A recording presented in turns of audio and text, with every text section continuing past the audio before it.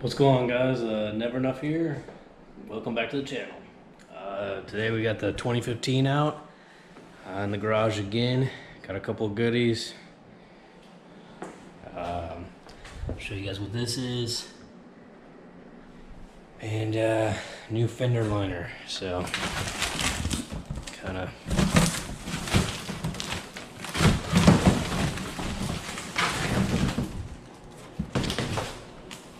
New fender liner for the Charger. Again, I think someone had some large rims on this thing. It's pretty tore up inside. I don't know if you can see that, but that's what I'll be replacing. So let's go ahead and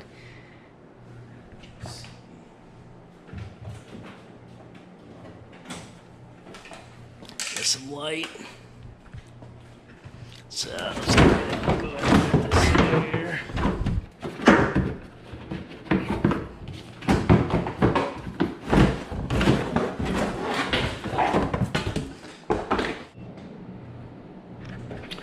Like I said, guys, I got a couple parts in, so let's check them out. There's a part number right there. So, little cold air kit, not your normal AFE momentum whatnot kit, so not K&N or anything like that. Let's go ahead and show you guys what it is. Kind of came in this box, it's all keyed up.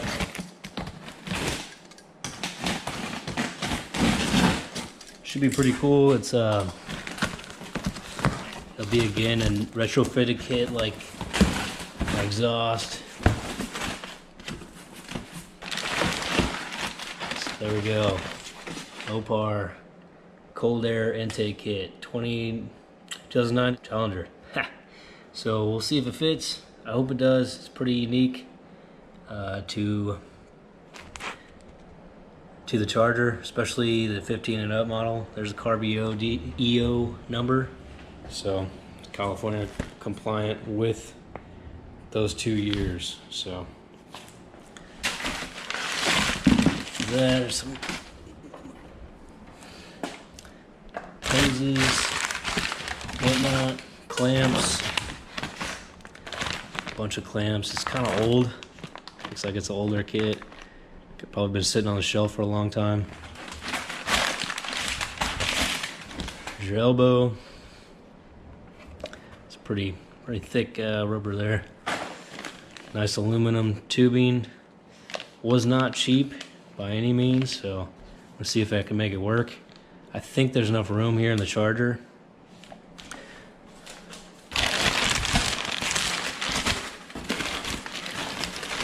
Here's the large intake tube that you'll see at the top.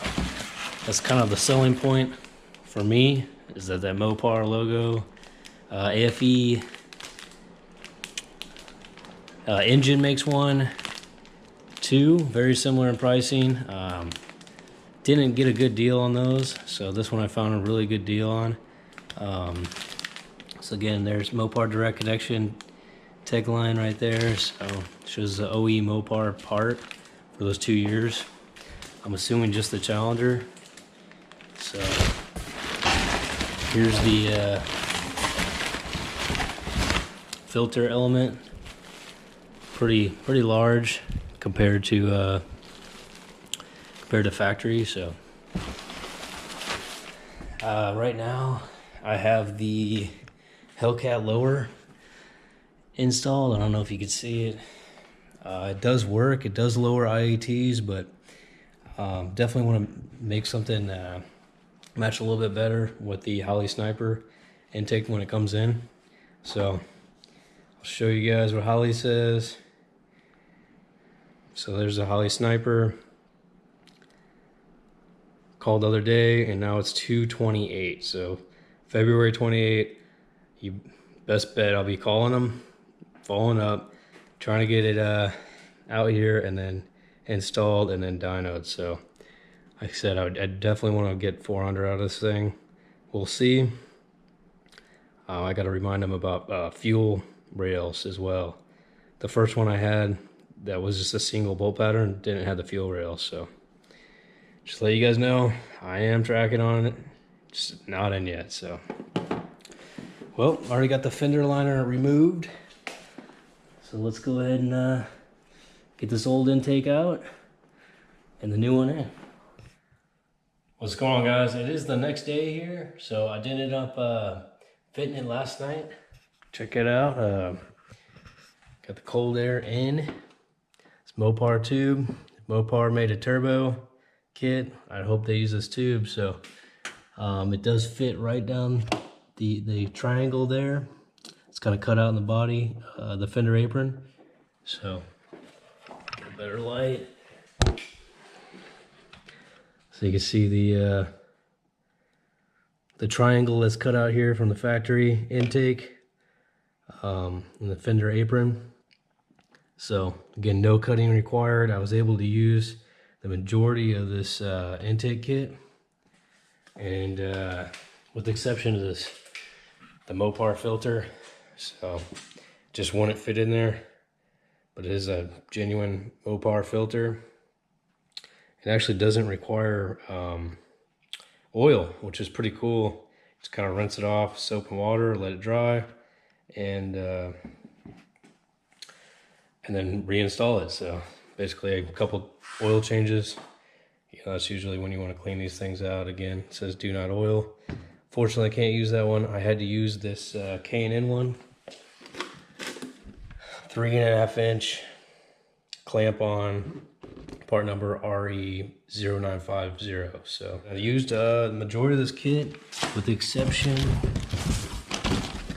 of the wiring harness. So didn't have to rewire anything, luckily, because I don't mind wiring, but I don't want to mess with it if I don't have to. So especially just relocating a sensor.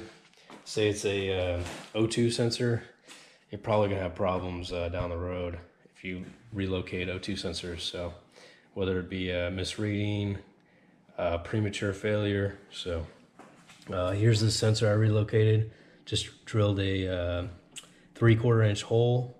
Kind of used my own grommet there, and that's that IAT sensor. So works out pretty well. Again, this is a factory wiring harness for that. So as you can see, the BBK throttle body, 85 millimeter, hooked directly up to the Mopar Cold Air Intake. So probably you see BBK headers down there. So those are shorty headers. Definitely clean up the engine bay a lot. So I'll show you guys the fitment here. So there's your filter right here in the fender well. Pretty good location. Actually removed the fog light on this side, which isn't a big deal. But this whole elbow was able to bolt right to the apron, the bottom of the apron, using that rubber mount provided in the kit. So you can see it's kind of stretched, but it'll work just fine. Actually made a window here. You can see the filter through there. This is where your kind of brake cooling duct would run. So just use some, I think it's plexiglass. Check out the fitment in here. So there's your filter. You check it out, the actual bumper. This is just your bumper cover. But I am going to trim right in there. You can see that line. So I'm going to trim that real quick. And then install this bumper and go take it out for some pulls. There's my cigarette lighter plug. Works like a champ. So I don't even think I'm going to replace that elbow. It fits so good in there. This is the elbow, the rubber elbow that was provided in the kit. Comes right through that triangle opening and then attaches to the coated Mopar elbow. So really good fitment so far. It's not contacting the fender liner. Really happy with this kit.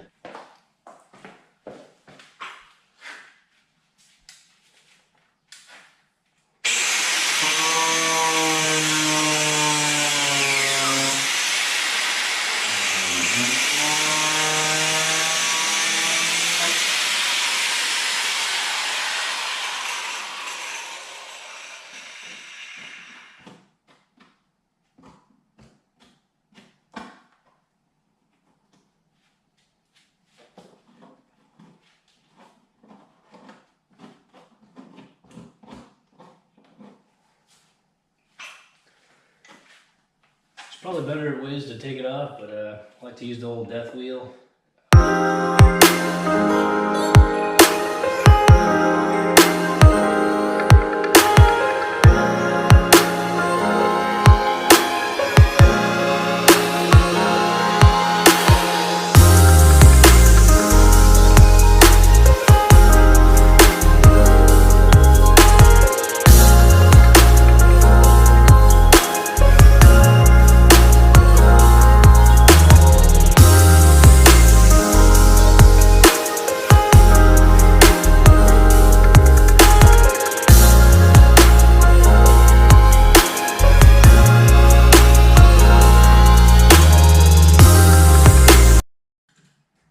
If you guys are wondering how to take off your bumper cover, there's these bolts, 3 on each side. There's one on the top right here, top of the fender. There's 2 on the inner fender. It's a T30 Torx or a 10mm socket. So not a lot of information out there for that. So the biggest thing is make sure you unplug all the lights. The fog lights have to be unplugged, and these marker lights, so they all have their own plugs. What's going on, guys? Out here in Kaneohe Bay, got the charger out outside the garage. No issues so far. She's running pretty cool. Kind of see filter up in there, so I gotta go find all the puddles I can, make sure I get enough water jammed up in there. This is at idle, so 79 degrees out, 113 intake air temp. Obviously it shoots down pretty significantly once you start driving, so, but not sure if it revs better right now, but no issues thus far. No check engine light.